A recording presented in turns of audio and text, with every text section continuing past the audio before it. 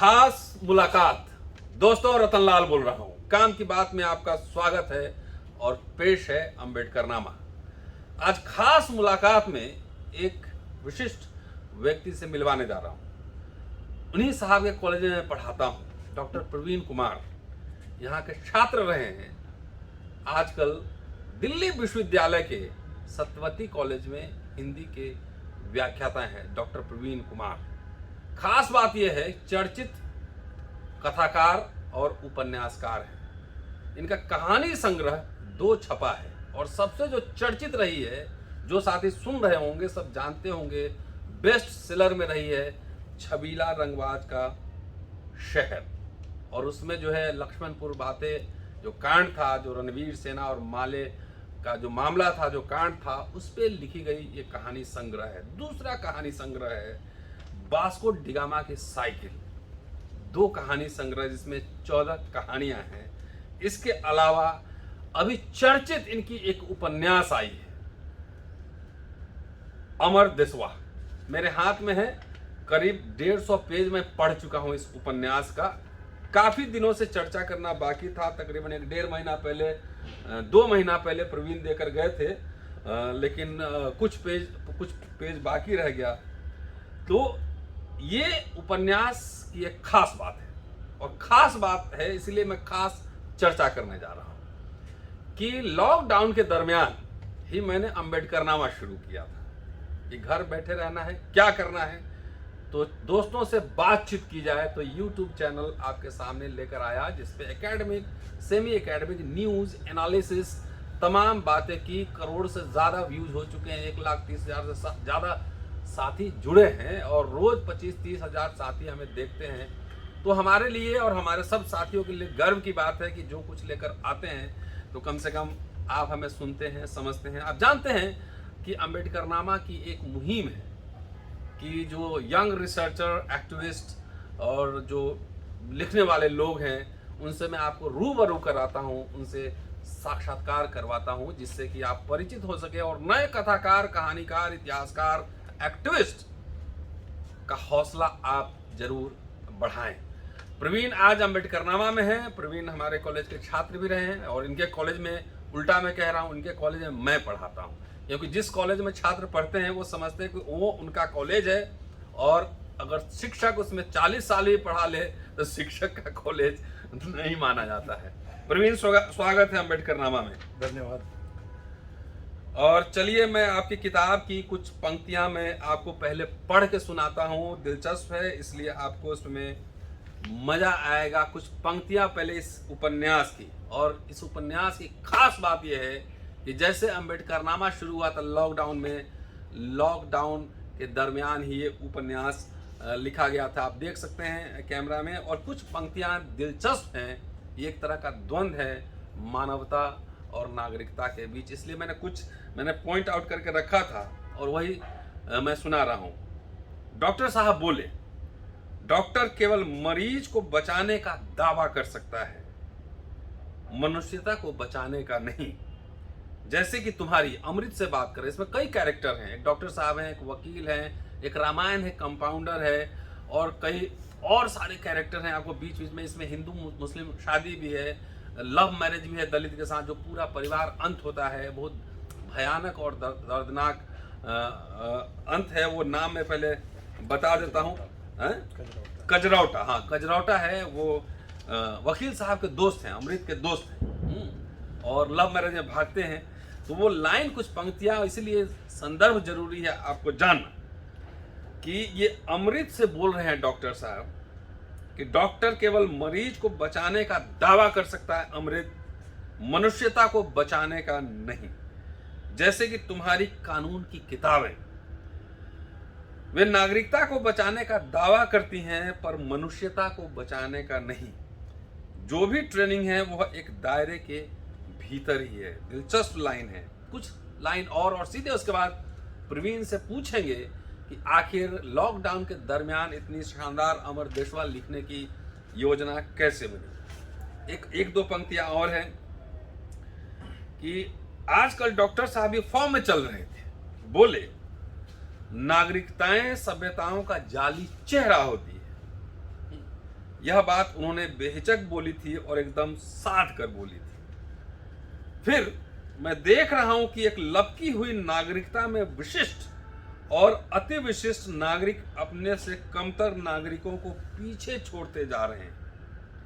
नागरिकों की न खत्म होने वाली श्रेणियां लगातार बनती जा रही हैं और हम हैं इस भ्रम में जी रहे हैं कि हम एक सभ्य समाज के वासी हैं, बल्कि आधी से अधिक शताब्दी का समय हमने इसी सभ्यता के दंभ में भी निकाल दिया है। एक और पंक्ति और इसका सीधे प्रवीण के पास। डॉक्टर मंडल सुरूर में थे, पार्टी में बात कर रहे थे, बोले आज नागरिकता का संकट नहीं मनुष्यता का संकट है। मनुष्यता नागरिकता को बचा सकती है पर नागरिकता मनुष्यता को बचाने से रही। दोस्तों, ये किताब अमर देशवा है। ये यात्रा जापान से शुरू होती है और जापान से होते होते वो गंगा के किनारे पे आती है ना। जी बिल्कुल, गंगा के किनारे आती है और कई तरह के इसमें लेयर्स हैं। अगर एक बार आप पढ़ेंगे तो आप पढ़ते चले जाएंगे और एक सांस में तकरीबन मैं 140 पेज पढ़ चुका हूँ, कुछ ही बाकी है और अंत जो है और मार्मिक होने वाला है। तो अंत होने से पहले मैंने सोचा, करीब 2 महीना से किताब मेरे पास पड़ी हुई थी, मैं सोचा कि प्रवीण से बात कर ही लूँ। चलिए प्रवीण, पहले सबसे बड़ी बात कि एक तो योजना कैसे बनी इस उपन्यास को लिखने में। लॉकडाउन की त्रासदी, जहाँ हमारे आपके सब चाहने वाले बहुत सारे हॉस्टलर्स दोस्त सब काल के गाल में समा गए, उस समय आप रचना कर रहे थे उपन्यास की और बहुत सारे लोग डिप्रेशन में थे और अजीब सी हालत थी। योजना कैसे बनी? सबसे पहले तो अम्बेडकर नामा के दर्शकों को नमस्कार। मेरा सौभाग्य है कि मैं आप लोगों के मंच पे हूँ। कोरोना को मेरे परिवार ने भी झेला था और उस वक्त मैं भी पटना के पीएमसीएच में इलाज करवा रहा था अपने बड़े भाई का। वहाँ जो दर्दनाक स्थितियाँ मैंने देखी 20 अप्रैल से लेके पूरे मई तक, और पहली बार जीवन में मैंने इतनी लाशें देखी थी। मुझे याद नहीं कि इतनी लाशें मैंने कब देखी थी। कई बार यात्रा में एक आध लाशें देख लेते थे, हम नमन करते थे और अनजानी लाशें होती थी। लेकिन पहली बार पीएमसीएच में मैं हर 10 मिनट में एक लाश निकलते हुए देख रहा था, 2 लाश निकलते हुए देख रहा था और दिन भर में लगभग 50 या 100 लाशें देख रहा था। इतनी लाशों को देखने के बाद मेरी चेतना जो है वो एकदम विच्छिन्न हो गई और रोने वाले लोगों की आवाज़ें अक्सर रात में सोते समय आती थी। एक लेखक के रूप में यात्रा तो मेरी 2010 से या 12 से शुरू हो चुकी थी, लेकिन कई बार आपको इस मामले में आप मेरे से सीनियर हैं, मेरी बाद में शुरू हुई। तो यस। ये इतना दर्दनाक था कि जब मैं दिल्ली आया तो मैं बता दूं रतन सर की 97 दिन में ये उपन्यास मैंने लिखा है। 97 डेज। हाँ, पागलपन के झोंके में 1 जून से लेकर 7 सितंबर तक 2021 की बात कर रहा हूँ। मैंने 12 घंटे के औसतन से रोज लिखा है और मुझे लग रहा था कि पहली बार रचनात्मक प्रेशर क्या होता है। सार्वजनिक जीवन में जो मैंने बदहाली देखी है वो अंदर किस तरह से लावे की तरफ पिघल रहा था, उसका परिणाम है। हम लोग मानते हैं कि हम लेखक समाज में हमेशा हस्तक्षेप करते हैं, लेकिन पहली बार ऐसा लग रहा था कि राष्ट्र के लगभग आशय, राष्ट्र जिन आशयों से बनता है वो सारे के सारे आशय जो हैं अपदस्थ हो गए हैं, खत्म हो गए हैं। मैंने आपातकाल के बारे में पढ़ा है, मेरे जो घर के पुराने लोग हैं उन्होंने देखा है, लेकिन आपातकाल सरकार द्वारा लागू की गई नीति थी। ये ऐसा दौर था कोरोना में जहां सरकार लापता थी। राष्ट्र जिन आशयों से बन सकता था, न्यायपालिका, कार्यपालिका, विधायिका, वो सब के सब लापता थे और जो भी संसाधनहीन लोग थे उनको मैंने एड़िया रगड़ रगड़ के मरते हुए देखा है और वो तकलीफ जो है मेरे रूह में उतर आई। और पहली बार, इससे पहले मैंने लगभग 12-13 कहानियां लिख दी थी, पहली बार मुझे लगा कि इस विषय को लेके मुझे लिखना होगा। तो बहुत दर्दनाक ढंग से जीवन में जो गुजरा 1.5 महीने का हम्म। क्रम, उसका परिणाम हमर देशवा। ये मजे मजे की भाषा जो कहा जाता था कि मेरी भाषा क्रिस्पी है और युवाओं का आकर्षित करती है। 231 पेज का उपन्यास है, 97 डेज जी, 7 सितंबर तक। 7 सितंबर तक। चलिए, इसमें पंच लाइन है, और पंच लाइन से आप मैं स्क्रीन पे आप देखेंगे पीछे साइड में कि अमर देशवा का पंच लाइन है, व्यवस्था के तिलिस्मी में नागरिकता का आख्यान। ये पंच लाइन है। आखिर ये बताइए इसका क्या मतलब? जैसा कि आपने शुरू में कहा कि ये मनुष्यता और नागरिकता के बीच द्वंद्व मैंने आपने महसूस किया उपन्यास को पढ़ते हुए। कोरोना एक विषाणु है और ये हमले होते रहते हैं, लेकिन एज ए स्टेट एक व्यवस्था के रूप में हम फेलियर हुए हैं। ये जो मृत्यु है ये अव्यवस्था जनित मृत्यु है। कोरोना से तो मृत्यु है, जीवाणु से मृत्यु है, मैं मानता हूं, लेकिन इसे रोका जा सकता था। या जितने लोग मरे हैं आप देखिए, उनमें संसाधनहीन लोगों की मौत का आंकड़ा भी आपके पास नहीं है। गंगा में तैरती हुई लाशों का आंकड़ा आपके पास नहीं है। मैंने ये किताब समर्पित की है, मैं बीच में पढ़ना चाहूंगा। महामारी में मारे गए पर आंकड़ों में बेदर्ज उन बेबस नागरिकों को, गंगा में तैरती हुई गुमनाम लाशों को, जिनके पुरखों ने आज़ादी वाली रात तिरंगा हाथ में थामे कभी जश्न मनाया था। महामारी में शहीद हुए अग्रणी रक्षा दल के योद्धाओं को, तमाम सफाई कर्मियों को और मसान कब्रिस्तान में दिन रात खटने वाले उन लोगों को जिनकी सुध महामारी में किसी को ना थी। तो ये जो पूरा फेलियर है सिस्टम का, जिस सिस्टम को लेके हम 75 साल 75वें वर्ष में प्रवेश कर गए, आज़ादी का अमृत महोत्सव मनाया जा रहा है।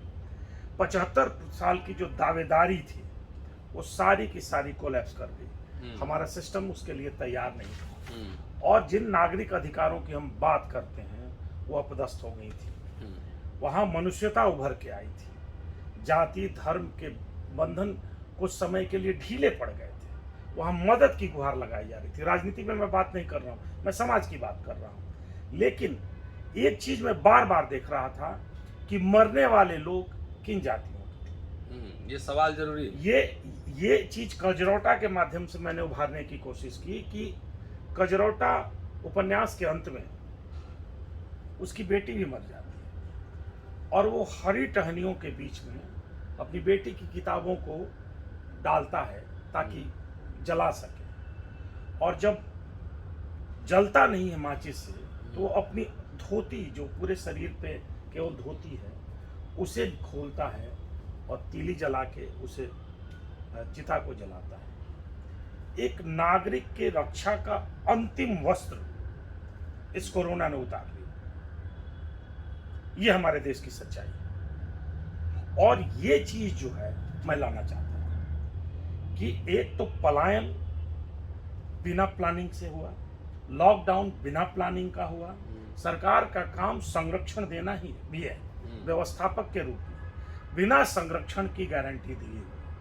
जिस तरह से लॉकडाउन लगाया गया, आबादी का डिस्पर्स हुआ, पैदल सबने देखा है किस तरह से सारी बातें इसमें उभर के आ रही हैं। ये सारी बातें उपन्यास में, तो मान के चलिए कि ये उपन्यास कोरोना पे जरूर है, लेकिन उसके बहाने, लेकिन उस कोरोना के बहाने पूरे देश की जो सरकारी गतिविधियां हैं, जो हॉस्पिटल का तंत्र है, उन सारी चीजों पे एक एक महंत भी हैं, महंत हॉस्पिटल खोल रहे हैं। मैं वही मैं बताना चाह रहा हूँ।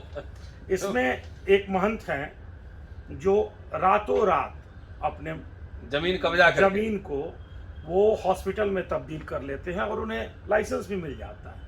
आप सब जानते हैं मित्रों कि कोरोना काल में एक छोटे से छोटे शहर में भी एक व्यक्ति को एक दिन के लिए 50-50 हज़ार रुपये कई बार डिमांड किए गए। ऑक्सीजन सिलेंडर मुझे खुद ज़रूरत थी तो 50 हज़ार रुपये का डिमांड आया था। ये सारी कालाबाजारी चल रही थी, सिस्टम फेलियर था, किसी को दिखाई नहीं दे रहा था। लेकिन मुझे लग रहा है कि साहित्य का काम बहुत रागात्मक ढंग से, भावात्मक ढंग से आंकड़ों को और इतिहास को पुनर्प्रस्तुत करता है। इससे पहले कि कोई कह दे कि ऐसा कुछ भी नहीं हुआ था जिससे नागरिकों की मौत हुई है, डॉक्यूमेंट हो गया ये। वे डॉक्यूमेंटेड करने की जरूरत थी, ताकि आने वाली पीढ़ियां ये सीख लें कि महामारी के समय में किस तरह से सिस्टम असफल होता है और ऐसी गलती आने वाली पीढ़ियां ना कर पाए। ये न कहें कि 5 किलो चावल और 1 किलो तेल में जो है मामला सुलट गया था। दरअसल 5 किलो चावल भी अगर 4 परिवार में है तो 1 सप्ताह से ज्यादा नहीं जा सकता, कम ही। बाकी आप 3 सप्ताह का अंदाजा लगाइए कि वो कैसे निकालते होंगे। ये जो मैं पढ़ रहा था इसमें बहुत सारे लेयर्स हमने देखे हैं। अमृत वकील है, कैरेक्टर है, मंडल साहब डॉक्टर हैं, अमृत शायद ब्राह्मण है, कजरौटा जो है वो दलित है जो मित्र है और बढ़िया मित्र है। अमृत के घर में देखिए टेंशन में लेयर्स तलाश, मैं इतिहास का छात्र हूँ तो लेयर तलाशने की कोशिश करता हूँ। अमृत के घर में जो किराएदार है वो नाम बदल के रह रहा है, वो बेसिकली मुस्लिम है, हिंदू लड़की से शादी किया हुआ है, घर से भाग कर जा रहा है। मतलब कोरोना के त्रासदी में भी इश्क में भी सांप्रदायिकता का खेल चल रहा था। इसको इस तरह से समझे कि जिन लोगों ने अंतर जातीय या अंतर धार्मिक विवाह किया है उसको स्टेट कहाँ संरक्षण दे रहा है। हाँ। जिन लोगों ने अपने क्लैन को छोड़ दिया है, जबकि थ्योरेटिकली स्टेट कह रहा है कि हम प्रमोट करेंगे। हाँ। जब रजाक ने अपना क्लैन छोड़ दिया, जब उसकी पत्नी ने अपना क्लैन छोड़ दिया, तो ये क्लैन विहीन या गोत्र विहीन लोग जो मॉडर्न सोसाइटी का हिस्सा है, जिनको संविधान ने नागरिकता ने संरक्षित किया है, जिनके अधिकारों को, आपातकाल में क्या वैसे जोड़ों को कोई सहारा था? नहीं। मेरा ये प्रश्न इस हिसाब से मॉडर्निटी के जो हमारे आशय हैं, संविधान के जो आशय हैं, उनके सामने ले जाके खड़ा करता है कि क्या आप इसको बचा रहे हैं? वो क्लैन विहीन लोग हैं जिनका कोई नहीं। जब अमृत मर जाता है और रज्जाक मर जाता है और उसकी पत्नी को अमृत कहता है कि रजत किशोर के पिता को बुलाओ, माँ को बुलाओ, तो कहती है कि इसका कोई नहीं है। बोला तुम अपने माता पिता को बुलाओ, तो कहती है कि मेरा भी कोई नहीं है। तो कहता है कैसे कैसे हो सकता है?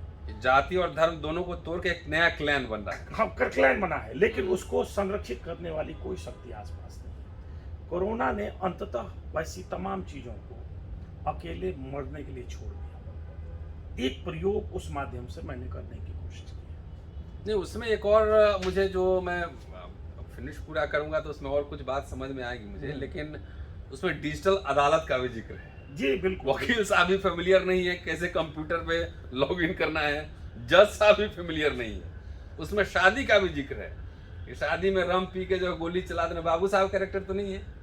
कैरेक्टर उसी तरह का फ्यूडल माइंडसेट में तो आप चीजें वो जानते हैं। इस तरह शादी ब्याह में जो है किसी का घर गए हैं, गोली चली, मर गया, फिर अदालत है, कचहरी है, ये और कॉमन फिनोमेनन है। इसको सामने लाने की जरूरत थी, मैं ले आया। लेकिन मैं उससे दिखाने की कोशिश कर रहा था कि जिस साइंस और टेक्नोलॉजी पे हम भरोसा कर रहे हैं बहुत ज्यादा, वो दोनों कितना लोकल लेवल पे हो सकता है, खतरनाक हो सकता है। मामूली 2 गिरोहों का झगड़ा है, 2 ग्रुपों का झगड़ा है, और उन दोनों तैयार हैं कि भाई बेल हो जानी है, लेकिन अदालती कार्रवाई क्यों गड़बड़ा रही है? क्योंकि कभी जज साहब का म्यूट हो जा रहा है, कभी कनेक्शन फेल हो जा रहा है। ये केवल मैं एक बुनियादी स्तर पे बताने की कोशिश, क्लासरूम में भी ऐसा हुआ, न्याय की प्रक्रिया इससे और ज्यादा धीमी है। और इससे मैं जोड़ना चाहूंगा रतन सर, ये जो छोटे है जो मनोरोगी हो गया है जेल में, जिसकी शादी होनी थी, उसके साथ मेडिकल साइंस किस तरह का प्रयोग करता है आप देखिए। उसको पागल वो जल गया है और वो ठीक हो सकता था मनोवैज्ञानिक रूप से, लेकिन कोर्ट में उसकी पेशी है, इसलिए उसको दवा पे दवा, इंजेक्शन पे इंजेक्शन दिया जा रहा है ताकि जल्दी से जल्दी ठीक हो। शरीर सहज रूप से ठीक हो सकता था, लेकिन विद इन 10 डेज ठीक करना था, इसलिए उसको इतना इंजेक्शन, इतनी दवाइयां दी जाती हैं डॉक्टरों के माध्यम से कि वो शरीर बगावत कर जाता है, वो मर जाता है। ऐसे ही ये टेक्नोलॉजी है, इसको समझने की जरूरत है। एक तरफ साइंस है, एक तरफ टेक्नोलॉजी है। टेक्नोलॉजी लोकल लेवल पे तमाम न्यायपालिका की प्रविधियों को धीमा कर देती है। जो चीज 2 दिन में सहज मैनुअल हो सकता था, वो आप देखते हैं कि पूरे उपन्यास में वो 27 दिन लेता है समय। वैसे ही छोटे का है, साइंस उसके साथ क्या खिलवाड़ करता है। तो मेरा कहने इसमें दिखाने का यह अभिप्राय था कि हम प्रविधियां जो आ रही हैं नहीं, उसके प्रयोग को लेकर थोड़ा सा व्यवहारिक बने। हमने कोलैप्स किया है अपने ही सिस्टम को उसके माध्यम से। जैसे मेरी क्लास में एक विद्यार्थी थी छत्तीसगढ़ की, वो ब्लाइंड थी और वो कह रही थी कि मैं टीले पे चढ़ती हूँ तो टावर पकड़ता है सर, मैं ऑनलाइन क्लास कैसे ज्वाइन करूँ। ये समस्या तो बहुत हुई थी। गजरौटा के माध्यम से उसके बच्चों को दिखाने की कोशिश किया कि वो नहीं पढ़ रहे हैं। अब जिनके पास मोबाइल नहीं है महंगा वाला, वो उसके बच्चे कैसे पढ़ेंगे। चाहिए ये सवाल उस उपन्यास के माध्यम से, इस उपन्यास के माध्यम से मैंने दागने की कोशिश की। ये कहीं ना कहीं ये जो ऑनलाइन क्लासेस का खेल चल रहा है, ये ऑनलाइन दरअसल है क्या, ये इसका व्यवहारिक पक्ष मैं उपन्यास के माध्यम से मैंने लाने की कोशिश की। टीचर और छात्र दोनों बीमार हैं अंतिम में ऑनलाइन में। बिल्कुल। और सबसे ज्यादा क्षरण भाषा का हुआ है। जिन विद्यार्थियों को मैं 3 साल में तैयार करके मतलब भाषा के मैदान में घोड़े की तरह दौड़ाता था, ऑनलाइन में विद्यार्थी अभिव्यक्ति कौशल खो रहे हैं। क्लास में बातचीत नहीं हो पा रही हो, बातचीत नहीं हो, मतलब तब नहीं होती, तब तो क्लासेस शुरू हो। नहीं वो डिजिटल के बारे में कहाँ बात। डिजिटल एक एजुकेशन एक भ्रम है और कुछ नहीं। डिजिटल न्याय एक भ्रम है और कुछ नहीं। वो आपको क्या बोलते हैं, रोबोट या जॉम्बी बना सकता है। हाँ, जॉम्बी बना सकता है मनुष्य। डिजिटल एजुकेशन जॉम्बी बना सकता है, या चिट्ठी बना सकता है। रोबोट फिल्म में चिट्ठी बना सकता है। बहरहाल इस उपन्यास के माध्यम से हमारे दोस्तों को आप क्या कहना चाह रहे हैं, कंक्लूडिंग रिमार्क्स। एक लेखक अपनी किताब की पैरवी क्या करेगा साथियों, पैरवी मैं कर दूंगा, लेकिन हम भूले नहीं, ये किताब उन लाखों लोगों को श्रद्धांजलि के रूप में मैं लेकर आया हूं जो गुमनाम मर गए।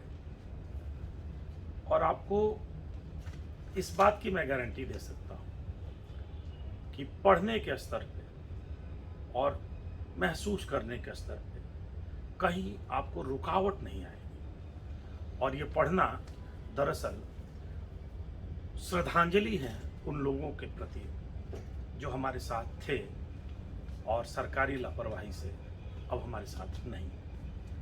जाहिर है दोस्तों, ये मैं एक सांस में तकरीबन 125 से 30 पेज पढ़ गया था, इसलिए मैं चर्चा कर पा रहा हूँ। कुछ नाम मैं भूल रहा था। बिल्कुल। और अभी तकरीबन 100 पेज इसमें पढ़ना बाकी है, 90 से 100 पेज तक पढ़ना बाकी है। वाकई एक संवेदनशील उपन्यास है और जो भी साथी पढ़ना चाहे इसकी कीमत बहुत कम ही होगी, 250 रुपए है, डिस्काउंट भी मिल जाएगा। 197 है। हाँ 197 है। 231 पेज का उपन्यास है ये। और अमर देशवा राधा कृष्ण पब्लिकेशन से छपी है, ये अमेजन पे भी है। हाँ, राजकमल का ही है। राजकमल से, हाँ राजकमल का ही पार्ट है। ठीक है, मैं पढ़ चुका हूँ इसको। इसमें टिक मार्क्स भी मैंने लगा के पेज मोड़ के रखे हुए थे। युवा उपन्यासकार हैं, कथाकार हैं और हम सब की जिम्मेदारी है कि इनका हौसला लगातार बढ़ाए रखें कि जब हमारे उम्र में आए तो एक बड़े से बड़े कथाकार उपन्यास बनकर उभरे, और जब उस समय हमें भूल जाएंगे तो ये वीडियो मैं जरूर प्रोजेक्टर पे चला दूंगा। शुक्रिया। Keep watching and sharing Ambedkarnama. ये आप एक बार अगर कोरोना को समझना चाहते हैं, उसकी त्रासदी को समझना चाहते हैं, तो इस उपन्यास को आप जरूर पढ़िए। आपको बहुत ही समझ पाएंगे कि आपको इर्द गिर्द जो घटनाएं घटी थी, तरह तरह के लेयर से इसमें जापान, अमर देशवा शब्द जापान से आया है, वहां से मॉन्क ने जो है अमर देश कथा से अमर देशवा आया है। बेसिकली ये कबीर की पंक्ति है। हाँ, कबीर की पंक्ति है, तो जहां जरूर अमर वो देशवा। हाँ, शुक्रिया। Thank you. Keep watching and sharing Ambedkarnama. आपसे अगले एपिसोड में फिर मिलता हूँ। शुक्रिया। जय भीम।